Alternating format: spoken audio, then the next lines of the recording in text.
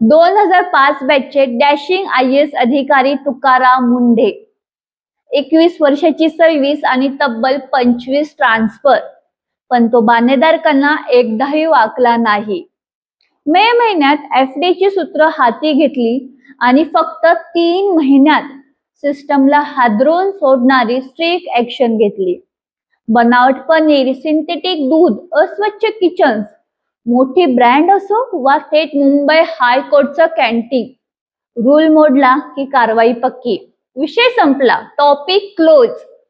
पण या सगळ्यांच्या पलीकडचा आजचा एक महत्वाचा रियालिटी चेक. जर एक अधिकारी फेअरलेसली येऊन हे सगळं उघडपणे करू शकतो, तर बाकीच्या सिस्टमला तोच निश्चय आणि धाडस का दाखवता येत नाही? केवळ सुरक्षतेचा विचार करून केलेली कॉम्प्रोमाइजची सवय आपल्या संपूर्ण प्रशासनाला कुठे नेऊन ठेवत आहे. आपण सिस्टमची इतके तडजोडवादी झालोय की कुणी साधं प्रामाणिकपणे आपले ड्युटी पार पाडलं तरी तो आपल्याला थेट हिरो वाटू लागतो.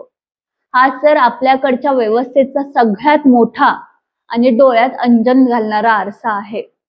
व्यवस्था बदलायला कधीच लाखोंची गर्दी लागत नाही, फक्त एक न झुकणारा कणा पुरतो.